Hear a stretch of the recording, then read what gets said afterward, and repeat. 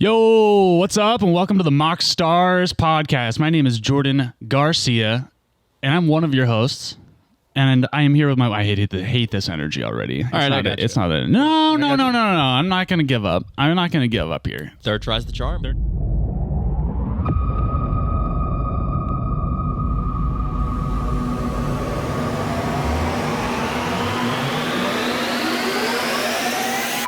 Hello, and welcome to the MoxStars podcast. My name is Jordan Garcia, and I am one of your hosts. I'm here with my boys, my two best boys, Evan Kunai. Say what's up. Perfect.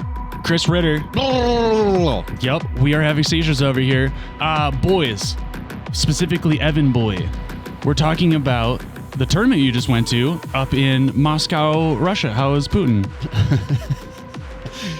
He's great, man. I didn't actually get to see him. Cool. Before we get to that, we are talking about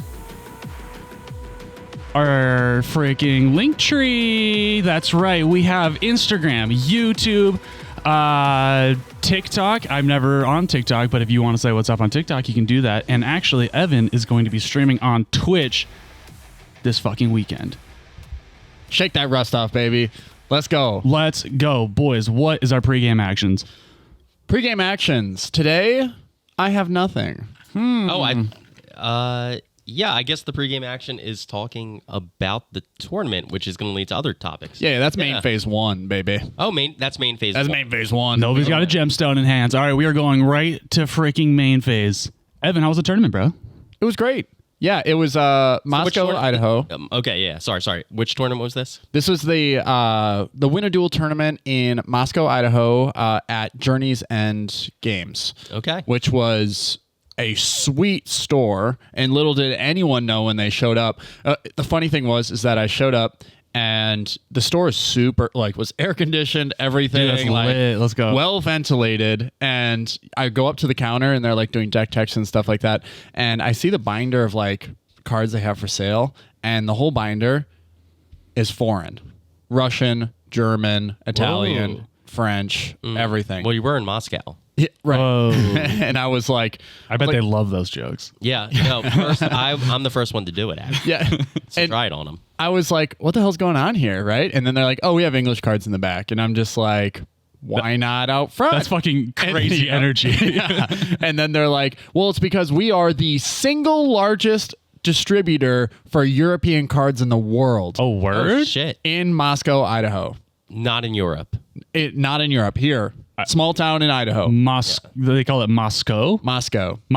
Yes. Yes. They wanted to create some, Delineation. Yeah. Differentiation. Yeah. That's very cool. I did not know that. Yeah, it was cool. When he started talking a little bit history about the shop and stuff like that, he had 8 people on staff just in the back room.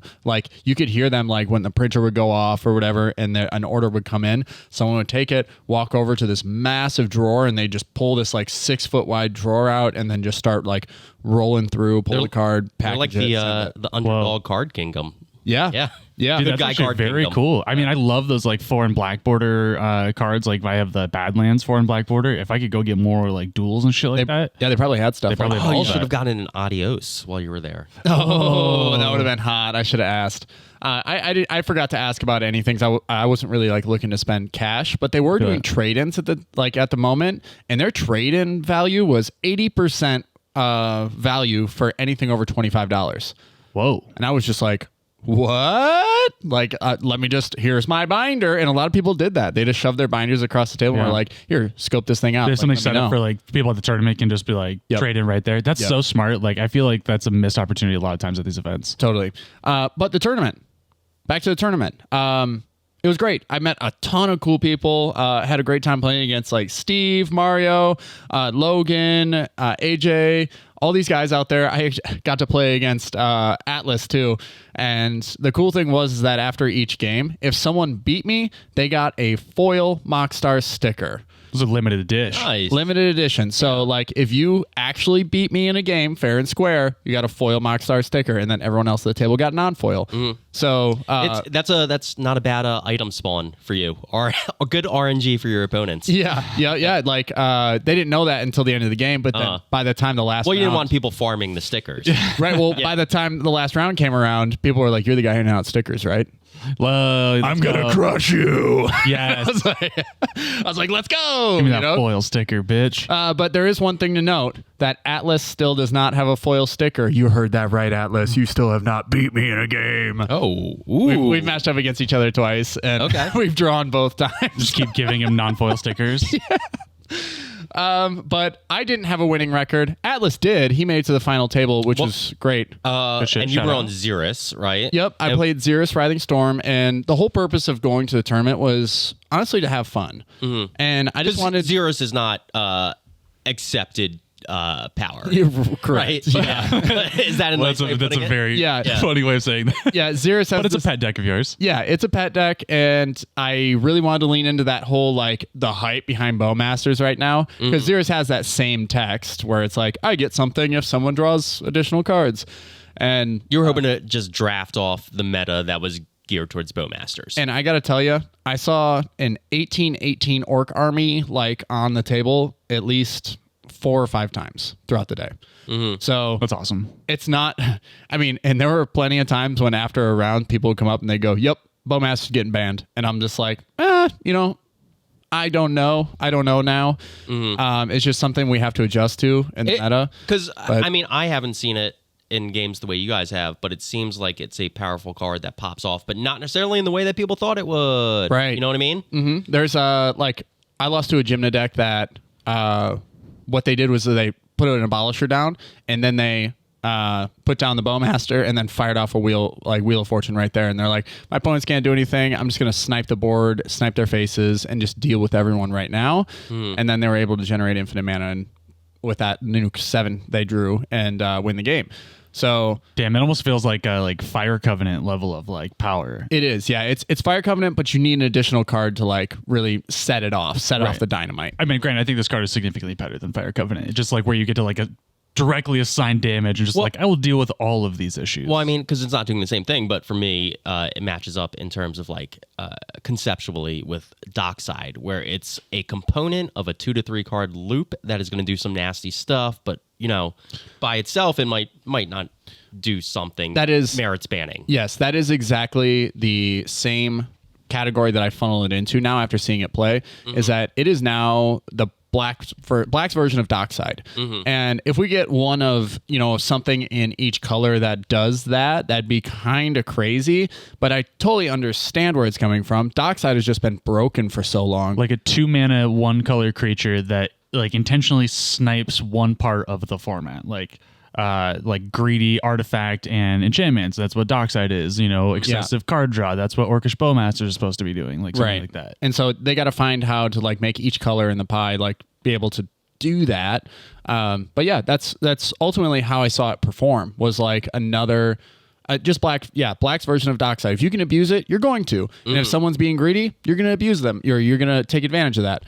So, I mean, obviously baseline good, but like mostly as part of a thing. Has much greater potential. Dockside grows with the greed, you could say, with the power at the table. You know, if you're playing Mox's Rocks, anything to help you get ahead. Dockside like punishes that, lets the catch right back up, and then Bowmaster is the same deal. If you're drawing a ton of cards, Bowmaster is going to help you catch right back up because it keeps you from holding on to any board state advantage that you might have from drawing all of those additional cards.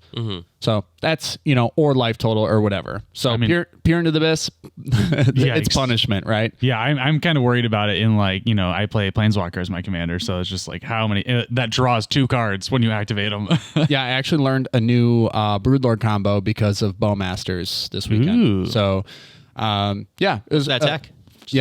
What's the tech though? Oh, the tech is you're going for Kiki Jiki instead of just peer into the abyss. You actually just straight up win. I kind of like that. I've been hoping that we find something that's not just resolve peer. Yeah, so not just resolve peer. You actually go for burnt offering instead of sacrifice, and that way you split the mana up. You get 3 red and then 3 black, and you turn around and you go get when you split, you go ahead and you get the burnt offering and you go get Kiki Jiki. Then you cast the Kiki Jiki off which copy a Broodlord, go get another card, right? And then the other card is Zealous Conscripts. You go get that.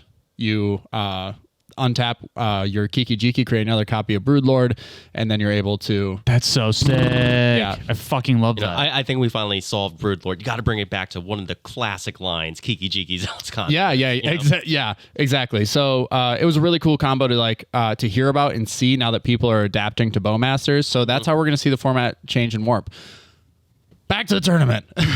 We got off track a little bit. Yeah, I mean, it popped was up. Yeah. worth it. I went winless in the whole thing, which is fine. I think I learned a lot about the deck as I went through. Playing against Steve was actually a lot of fun. I just learned how to. He was playing Mono Blue Urza, Okay. and I finally learned how powerful the One Ring was. I watched someone draw 13 cards not punished for it at all, and it just kept going around the table. And over how many turn cycles was 13 cards? It's like 4 or 5 turn cycles. Yeah. But you're playing Mono Blue Urza, so you're able to control the game. Static Orb came down, and you're just Awesome. whoa, what is going on here?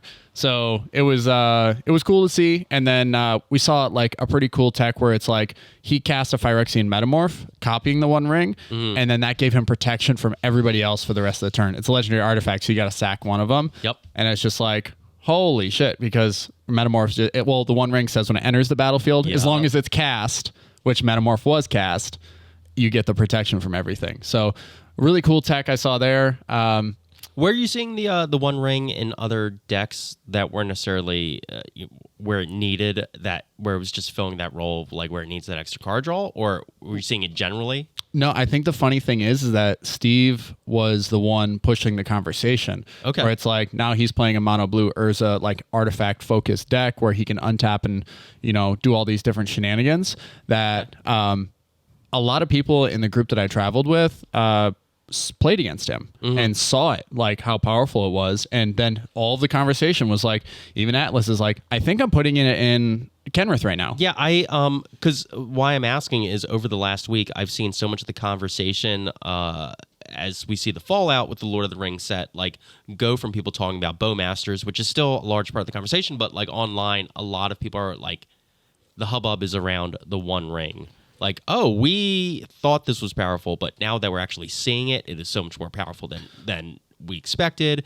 And you kind of have to have an argument against putting it in your deck at this point almost. Yeah, it's pretty crazy. And I'm looking at putting it in my 3-color deck. I mean, I think we're seeing it in a lot of formats already just fucking demolishing formats, 4-of formats. It's because it's draw a lot of cards, very little downside. Yeah, and I think it'll probably be very pervasive in EDH, just normal EDH, and then going into competitive EDH, I think it'll be the last, but I think it'll actually still get there because it's that fucking good. Yeah, I think a lot of people have turned their nose up at it, at least initially, for the 4-mana cost in competitive Commander. But we were also trying to pay attention throughout the day of were there any games that ended before turn 5 or 6? There was not a single one. Exactly. Everything went way further than turn 6 because right now cEDH doesn't mean quick games. It means lots of interaction early in the games. And Yes. then... Yeah. Yep. So you're mulliganing for interaction. If the One Ring comes down, it doesn't say it can't be countered, but people are very they're not incentivized to counter it for any reason. Is that what you're going to counter right now? Maybe nowadays, yeah. Yeah. So you see it and you're they'll get card advantage over a few turns, but I should be able to close this game out over a few turns. It's nope, they're going to be drawing the cards necessary to stop you. That is what it does. I think you got to see it in a variety of contexts. You got to see it in the meta and everything, but it's at that power level of Mystic Remora or some I was actually Rhystic Studies. I think this is going to be a colorless Rhystic Study. Yeah, the card advantage is just undeniable. Because the thing is, with Rhystic Study, you have to. It's opponent reliant, which is something we rarely even though we have to deal with it all the time with Dockside and those kind of effects. But this completely gets around that. Yep. And it's just, I think it'll actually be maybe even better because it's colorless, and then sometimes in all of these rule of law effect games we see all of the fucking time Rhystic Study isn't that good because people have the extra mana to pay the one tax. Yeah. But this is completely warps that, and it's I'm going to completely sidestep that, and now that we're in this rule of law world, I'll just draw 5 cards next turn, and that's way more than you'll ever get off that Rhystic. Yeah, I think it's one of those things where hey, unconditional tutor is so much better than any other tutor with conditions on it. The One Ring presents unconditional card draw. with just Yeah, the small exactly. price of paying your life. And Yeah. the thing is that, Necropotence is unconditional in the same way. Like, who cares Right. about that life? yeah, And it's and colorless, so that's a huge gap. Yep. 3 black versus 4 colorless. Yeah. there actually it was the worst decks of the day that were playing ad nauseum. Like a lot of people did not win through ad nauseum. They didn't cast it. Like and- everybody's so prepared for it these days. Yeah, they are. And I think that's the big thing is that people are like, well, why am I playing it if people are prepared for it? It does circumnavigate Bowmasters, so you don't get like punished for the But it's pseudo card draw, but whatever. it's so all in. But the whole shell yeah. around it is just draw as many cards as possible until get I can ad get nauseam. ad nause. yeah, yeah. think of how many slots you free up in your deck when you're off the ad nauseam plan. I just went through this. Remember we were talking about like taking that out of the deck, and I cleared up 15 cards out of my Grixis deck by completely rebuilding it with that. yeah, and you can play more fatties. So you can actually play cards Yeah, that you can mean increase the something. mana curve. And you can Yeah. play cards that feed off of your life in different ways. Like, Fire Covenant, we were just talking about, is an amazing card that I don't get to play when I'm playing ad nauseum decks, and I not only am I playing Toxic Deluge, which we make that concession for, but I'm also playing Dismember because it's just a crazy good removal spell. Which I saw 3 copies of Dismember throughout the day. Yeah. People were just off ad nause. Yeah, exactly. I think we're starting to realize that and start mid-gaming a lot more right now. Yeah, sorry, I cut you. Oh, I was just saying, I think we're in a mid-game world right now. Yeah, and I feel like Pier is better than ad nauseam right now. Yeah, I mean, just for the Broodlord combo, yeah, Yeah. you can get there. Not even just for the Broodlord combo, just like in general, like because you can still do all those things where you can play around with a higher. yeah, it means you don't have to make Yeah. deck building restrictions Yeah. like for your deck, and you still get a similar effect, a similar Yep. game-winning effect, just a slightly different downside. Hopefully, they don't flash in a Orcish Bowmasters when that happens. But the One Ring is better than both Pier and ad nauseam. Whoa, Yeah, spicy. Currently at the moment, if you're going into the mid game, yes. I fuck with If it. you're wanting to like play turbo, like there are 2 decks, and we saw this at the tournament. Is that there was a Keurig deck, and guy was going for turn one combo, and he was an incredible pilot, and he accomplished like that was maybe one of the players that was out there like winning very early on, but Keurig and Rogsai are the 2 decks that want to play Peer into the Abyss, ad nauseum, just to like reveal cards, give their life for it, because Keurig's going to give that back, right? Play Villas, whatever, So, yeah, it was cool to see, and those are the only decks that really want to play ad nauseum nowadays. Rogsai probably being the most aggressive one. Yeah, I think we're seeing less dedicated turbo decks. Yes. Like that is the dedicated turbo deck. Yep. And now you can point your finger at 2 of them. You can just say like, hey, these are the 2 now. Yeah, everybody's splashing in some value engines at this point because these games going so long. You have to. Yeah. And it's not like, I think that we've had the conversation about how long do games go, 75 minutes plus, turns, or 90 minutes flat. And then if it's, a draw, it's a draw, like type deal. Either one works out in the same way. Most games don't go 75 minutes, even though the games are longer. Like, yeah, it's a format where the game is going to take you an hour.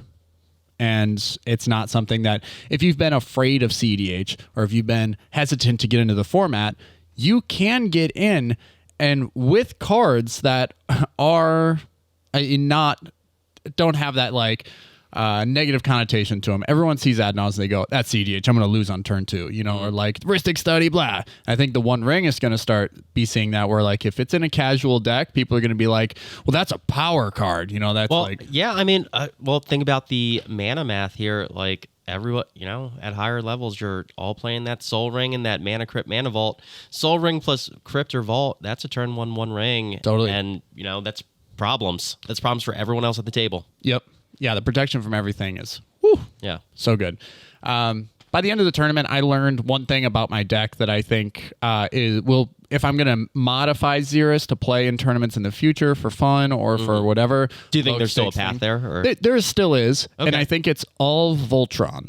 Like, it's not, it's not that the deck can't win through other combo lines, or it's not worth putting them in. Like, I still think that Underworld Breach belongs in the deck along with like Brain Freeze and LED, but I literally almost won the last round of the game by knocking everyone out through commander damage with a Kessig Wolf Run. So I had Displacer Kitten and the Ewit combo with like Lightning Bolt to like zap the table, but it turned out that Ewit getting a dockside back and playing a Displacer Kitten and then flickering the dockside gave me enough mana to be able to punch somebody hard enough to knock them out with commander damage. So Okay, that's it's right. like, Yeah. I mean, the great thing is Xerath says when you punch somebody, you draw that many cards. So hit somebody for 21, draw 21 cards. It basically just guaranteed that I would get around the table one more time because I had a full fist of interaction. So I got to pick and craft my hand as I was going through. Unfortunately, I lost because it went to turns. And in this last round, Logan was the guy I was playing against. He was playing Timna Malcolm. And it goes down to the final turn, and I swing out to like knock him out and win my first game of the day, which would have put me in top 16. And he Angels graced me Ooh. That's so with one sad. turn left. Well, So I bet he was on Adnaw's. he was on Adnos. Okay. Loser. Yeah. Bringing it back. Yep. So he Angels graced me with like literally I had to pass my turn, and if he just went into his turn and said pass, the game would have ended in a draw. So there's no way for really me to win. After he Angel graced me in main phase 2, I started just like wondering because I had Fierce Guardianship and I had Deflecting Swat, but then he had a Grand Abolisher and a Dranth Magistrate, and those cards don't do anything for me since I'm so low on mana if I don't have my commander to put it out there. He killed it. So I had to kill the Draneth, go into my grab Xerath back out so I could interact with the stack, and then just totally it was part of me that spaced on the Abolisher, but then also part of me that just I didn't have the removal for it either. So I go and I'm just like, well, I gotta see what I can do to win this game, and I have enough mana. I clamp a snake and I draw 2 cards, and John was looking over my shoulder at the time, and I top decked a Gut Shot. And since he Angel's Grace, he had 1 life left. Goes into his upkeep. He's got a mana crypt. It all comes down to the roll. And he won his roll. And I was just like... You left the Abolisher up? Yeah, I couldn't... Yeah. I needed... Either way, it was lose-lose for me because his hand, he showed me his hand afterwards, was just stacked Pact of Negation, Force of Will, stuff like that. Yeah. He'd just been holstering that the whole game for... when something would have happened. Expecting a spell-based win con rather than your unintentional Voltron Correct. strategy. Yeah, I would have lost on the stack had I not cast Xerath and had I not removed the Draneth Magistrate. I wouldn't have had the mana to cast a Deflecting Swat, to cast a Fierce Guardianship. So he would have battled me on the stack and won, and I still would have lost. So if so, fact, it sucks, but I mean, you're playing a teamer deck, so it definitely is hard to like have that combo win. And like I play Paco, and my whole thing is control the board until I'm ready to combo, or just punch people to death because you really do get there with that much interaction and value. Yeah, Paco gets big. And I think you could totally do something there. I love the concept of doing like almost like an overrun deck, given that all your snakes are green. You can just do all of the Eldritch Evolution, Neoform, Natural Order effects, and just like cheat out a Kamal, cheat out a Crater Hoof. Yeah. Like I think you could actually do some stupid shit like that. Averbuck Caretaker, flip that over with all your snakes would be stupid. Like, yep, I totally think that's the direction of the deck moving forward is go more combat focused. Because if you can get to those later turns, like people have already tried to win with their combos, or they have already tried to win and they've failed, and you've been interacting with them. That's the whole thing. This deck has great suite of interaction. But yeah, I couldn't get there. And then it wasn't until the last game that I realized that overrun effects would have gotten me there had I just hyper focused the coat of arms for that last game. I would have won a lot sooner. So are you still too fresh out of the tournament to have done your tear down of the deck? Like, hey, these are the lines that I think I'm going to pursue now that I know it's more of a Voltron combat focused thing, or... Yeah, I haven't had the time to sit down and say what cards I'm stripping out of the deck. Obviously, I really want to maintain the Psychic Corrosion and the Altar of the Brood. I think those are cuts now. for this build, I think. For this build, right? Yeah, because they're dead cards outside the loop. Right? They lost games. Yeah, that was that's part of the story I didn't want to tell. Yeah, compelling reason to cut them. Yeah, so famously, you posted this list for help teching it out, and you said those cards were off the table. They're off the cuts. Exactly. Yeah. I wanted to play them because that's part of the fun of the deck. It's why I wanted to play it in the first place, is because those cards it's 50-50. They punish 50% of the decks, but when you know what? Every Timmy in the world knows smashing face is also fun. Yes, but then you go to a table with 4 players. Guess what? Odds are 2 of them are playing grave advantage decks. So Alter the Brood, I milled like 50 cards or something like that. Ended up milling a Protean Hulk that lost us the there game. you go. You know, and then it's like Psychic Corrosion. I ended up milling the Gymna player enough to put everything they needed in the graveyard for an Underworld Breach. So you hope at some point that you hit the Underworld Breach, but early in the game I had already hit the Savine's Reclamation. So at that point, the Underworld Breach, there's no reason to mill it because they're just going to get it back anyway. Yeah, I think if you take those out and you put in just beat face punch. Yeah, I think it's actually going to be hilarious. Yeah, you kind of good. I think if you take out bad cards and put in good cards, it'll. Got him. But I play Psychic Corrosion as well. yeah, regardless, had a great time at the tournament. I think that was one of the more, like, actually playing a fun deck led to the spirits of everyone at the table being uplifted, because everyone goes into these games like thinking of how stressful this could be, because there are those moments that when you get close to winning, your adrenaline starts shooting through the roof. I think it kind of took the pressure off of everyone to be like, you know what, maybe I just don't have to like take this so seriously. I still want to win, but like, hey, he's bringing a great attitude. I can also bring a great attitude, and we can have fun rather than just like staring each other down and sweating. It's awesome when people are on that level. It's sort of like pierces the balloon or whatever, takes a little of the tension out of the balloon. Because like you got one guy on like Razakath, you got another guy, you got 3 serious decks at the table, and then you're just over here with your fucking snakes. And I'm like, can I punch you for 3? And they're like, do I get to draw? I'm like, yeah. I mean, I even do that when I'm actually trying to win all the time. Like, I just always come in with like, I'm always the first guy to be like, hey, what's up? How's everybody doing? You know, Change the like vibe. Change the vibe. It's bring a good competitive vibes. advantage as well. It honestly is. Like, I mean, not only do I like having better vibes at the table, I think it's fun. And then you meet chillers. Like, that's great. Yeah. But same time, just like, I'm the nice guy. Why would you immediately target me? You know, I've been the nicest one here so far. You're playing black, dude.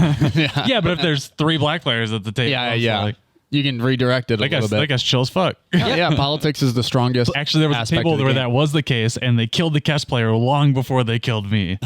Yeah, but a lot of people come in tournaments like with that mindset where I'm here to grind, I'm here to like win, I'm here to kill, and then coming in like a chiller, you put them on their back foot, and all of a sudden they're making plays differently. Like, I don't want to kill this guy. He's cool. To be fair, no, but not even that. Like, you've gotten it in their head. Like, right. You know? To be fair, I'm not like making this up. This is actually who I am and how I like to go to tournaments. I'm not just a fucking psycho. Yeah. But it is awesome, like when you can diffuse the table a little bit, because there is definitely that tension. And I feel like, we all feel like the pressure and the stress a little bit. But when you can like go there and you like act like a chiller, and then someone else like acts like a chiller, it actually does just bring the vibe a little bit. But I mean, when you're making sure the vibe is your vibe, that is giving you an advantage. Oh yeah, for sure. Yeah. I won't say it doesn't. Because you're ready to compete in that vibe. Yeah, exactly. Because like, I've even caught myself playing a little too lax when I'm like, we're having really good vibes. Yeah, but you forget something that's on the board. Yeah, I was like, I could probably could have played that a little better. Reveal information that you shouldn't have, like, force of will. Oh, I can't because of Boromir. Exactly. Shit. Exactly. But I do think like if you can stay sharp while you're doing those kind of things, I think it is a great way to play a competitive match. Totally. I think at the end of the day, when you finish those games out, regardless of whether or not you win, you shake everyone's hand, you say, that was a great game. I had a lot of fun, and I think you just make deeper connections with people. Like, I'm a fist bump actually, guy. when you see them at tournaments next time, you're going to be like, yo, what up? Like, Mario, Steve, like, what up? What's up, guys? Like, Logan, I hate that you angels grace me. What's up, dude? You fucker. So all those things like build towards just creating just greater human connection too. But that last game has steered me in a new direction and has asked me, like, basically prompted this new question for the competitive scene. How relevant can commander damage be to a competitive strategy? I mean, you have, the obvious answer in the competitive way is like Slicer is a deck that makes that relevant. But even then, I feel like Slicer doesn't necessarily make commander damage relevant so much as overall threatening the life totals of everyone at the table. Well, I think commander damage is why Slicer is so good, because everybody can like agree politically to kill a player within one rotation. Slicer, I think, is the the commander for this kind of question is like he is commander damage daddy.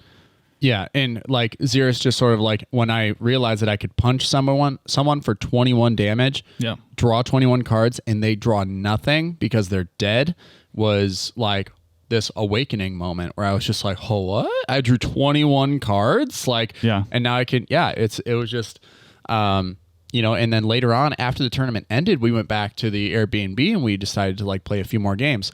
When I dropped Coat of Arms and all of a sudden it's like, I punch someone. That was my suggestion, by the way. Yeah, we draw 8 cards, and then I create 8 more snakes, and all of a sudden, Xerus is, so much larger. And all of your snakes are now that large, yeah, too. they're crazy big. And then I go Blasphemous Act, and then they're 30. Too big to kill with the Blasphemous Act. It's like, oh shit, this is actually viable. Next turn, they don't have a board state. I'm just going to wipe everyone clean. And that's exactly what happened. And you have like 30 power on board. Yeah. Like I didn't know if you knew this. Like, everyone's got a win con in the command zone.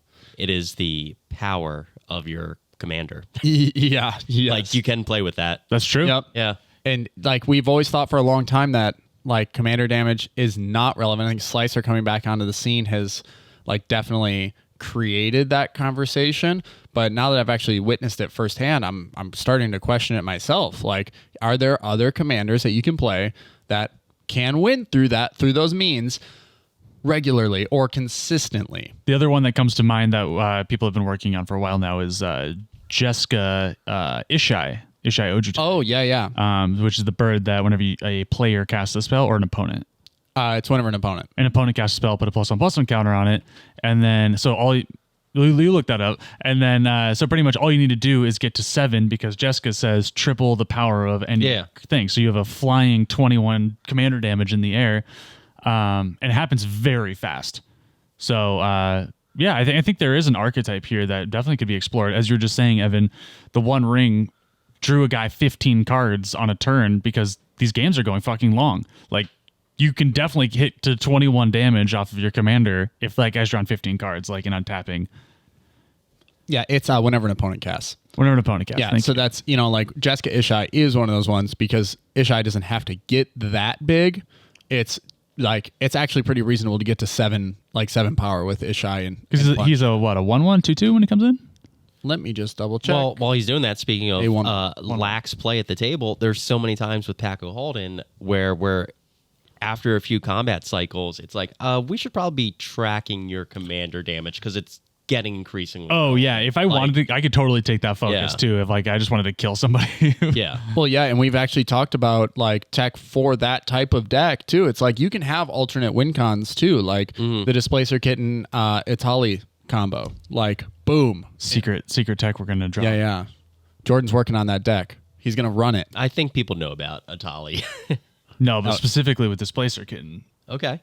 Yeah. So, we'll talk about that tech Got it. in a We're getting future episode. so sidetracked. It's a juicy nugget. But I think that you can have alternative win cons, like I said, in Xerus from running Underworld Breach, Lion's Eye Diamond, and Brain Freeze. Like, you can still have those things. But I think that if you focus primarily in punching, people are going to, like, especially with Xerus, where you say, like, I'm going to give you cards, like, in return.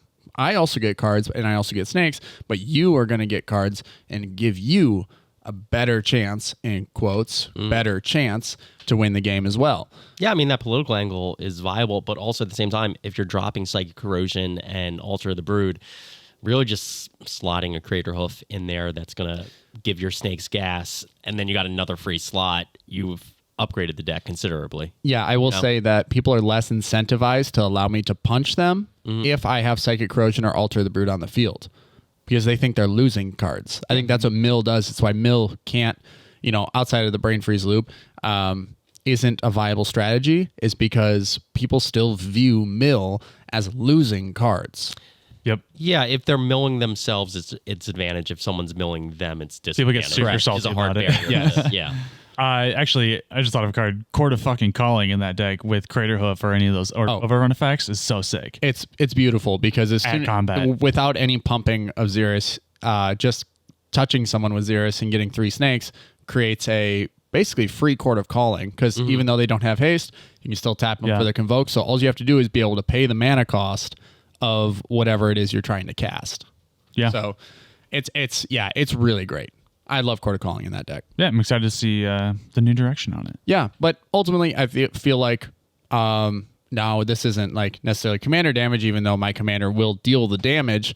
But I think that Shalai Halar is my direction moving forward. I'm going to just start jamming that at tournaments because... Yeah, your tournament deck. Yeah, like going back, like thinking about all of the things that happen at those tables. Like, yes, everything plays out a little bit differently, but with the meta that was in Moscow, I would have won so many games. Yeah, I think Xeris is just a little too cute to win at a high power level, Yep, with all these different decks, like the 10 proxy thing actually didn't really come up that often, which was like wild. Everyone just showed up with the decks they had.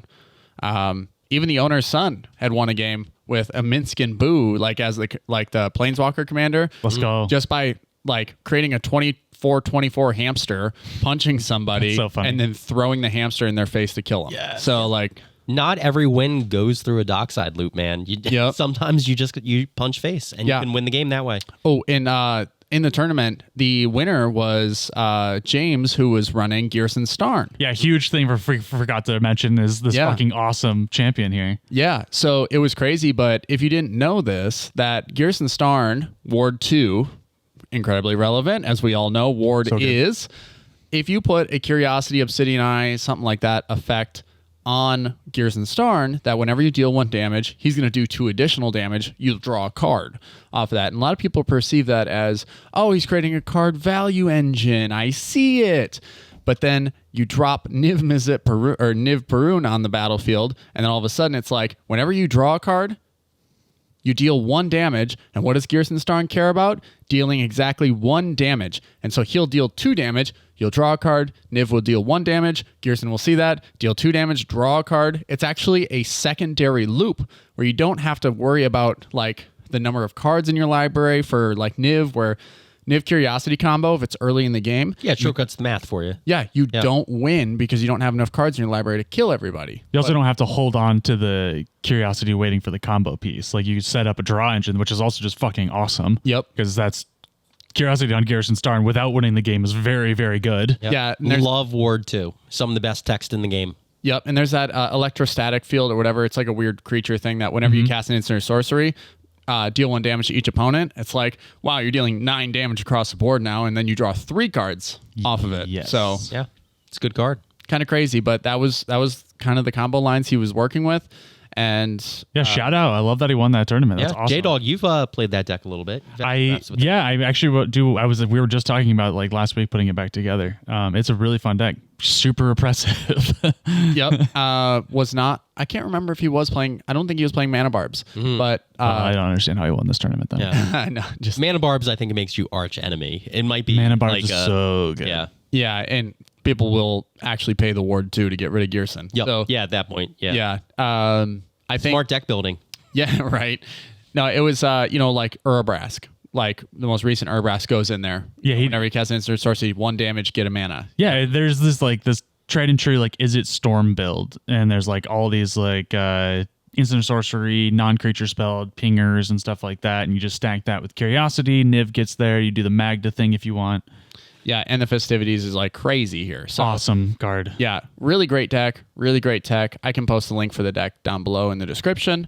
But yeah, I do think that commander damage can be viable if you really focus it. Like I'm always under the belief that like any commander can be an 8. Like, right, an 8 out of 10 in power level because of all the cards surrounding it in the color pie that can help magnify the strategy or just win on their own on the side. Like mono green can win through its own means on the side, regardless of what the commander is.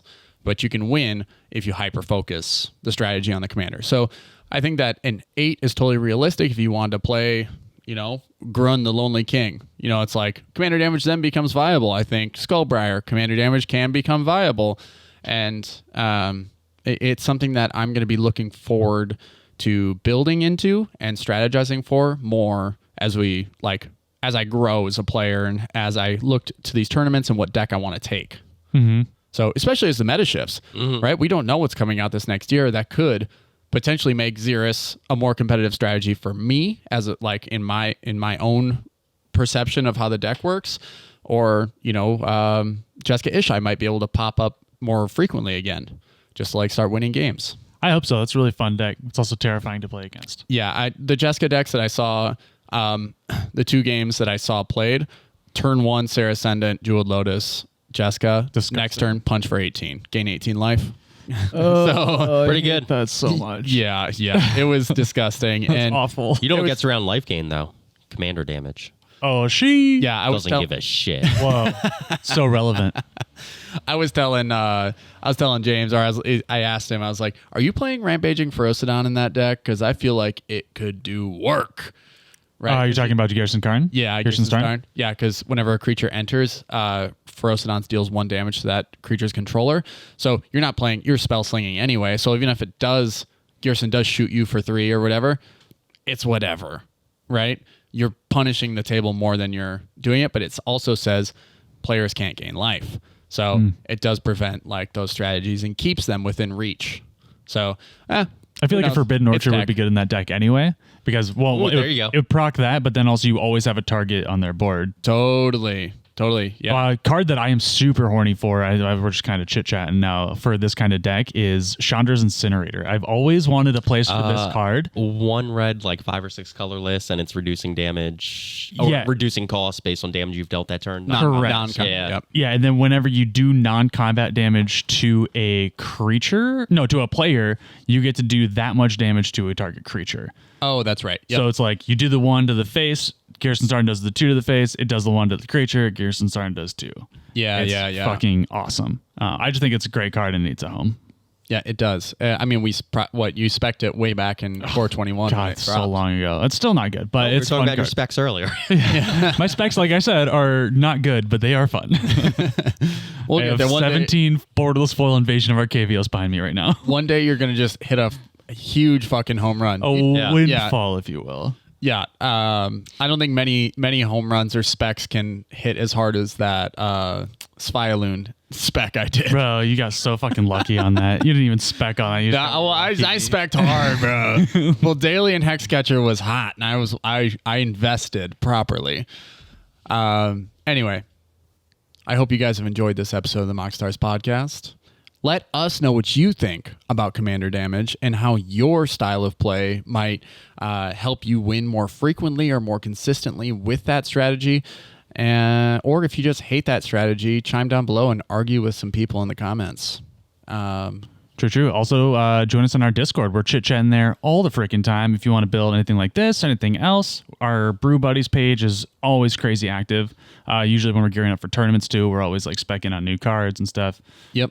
And big announcement. Jordan mentioned it a little bit earlier in the show, but this weekend, this episode drops on Friday. So if you listen to it on Friday or Saturday, you can look forward to the MoxStars podcast broadcasting these PDX cEDH tournament upcoming this Sunday. The tournament starts at 11 a.m. The broadcast starts at 1 p.m., but I'm thinking about hopping on there a little bit earlier just to kind of get the full scope of the tournament so I can actually speak on how people have been doing throughout the day. But I will be on there all day broadcasting. And Chris, Hello. are you going to join me? Yeah, I'll be joining you. Yeah, later in the Real afternoon. best in show energy. Yeah, well, you'll be able to hop in probably right around top 16, Okay. right around that point. So, and then if Jordan, you get back from work and you want to hop in too, we might all 3 be on the broadcast at the same time. That is the freaking goal. It's a really exciting opportunity for us. We're excited to be a part of it. And more than anything, I think I'm excited to actually talk about the game as the game is happening. 100%. You can't talk about the game when you're in the game. So I think we've been talking about this for a while. Like our goal is to like get more do more announcing and kind of actually push the competitive scene further, both with like the quality of the video and the audio and the content that's getting put out, like with like commentating, editing and stuff like that. That's all stuff that we'd like to see kind of push this awesome format further. yeah, my dream is to be the Chris Berman of Magic the Gathering. I'll be your Stu Scott. Oh, okay. I got Yeah. you. Yeah. If you don't get that, then fucking stop following the pod. No, don't follow Just the kidding. pod, please. Unfollow now. Just kidding. Yeah. Do it. Jordan said it. Also, reminder, if you're listening to this, we do host our podcast on all major podcasting platforms. If you're listening to us on Spotify, Apple Music, or through Audible, be sure to rate the podcast, give us 5 stars or whatever rating you feel is necessary. 5 stars, obviously. Obviously. Minimum of 5 stars, but At least. whatever rating you choose, but 5 is the minimum. You go up from there. So It goes a long way to helping new people find the podcast if you haven't, if they're not meeting us at tournaments or whatever. Also, if you do see us at a tournament, which you'll see us at many in the Pacific Northwest coming up, especially in Issaquah and at Gabby's, if you beat a MoxStar in a game, you will get a foil MoxStar sticker. Ooh, spicy new little bounty. Yeah, a little like bounty that. on our heads. I like that. yeah. So, that being said, let's get the frick out of here, dude. Bye. All right, y'all. Bye. Bye-bye.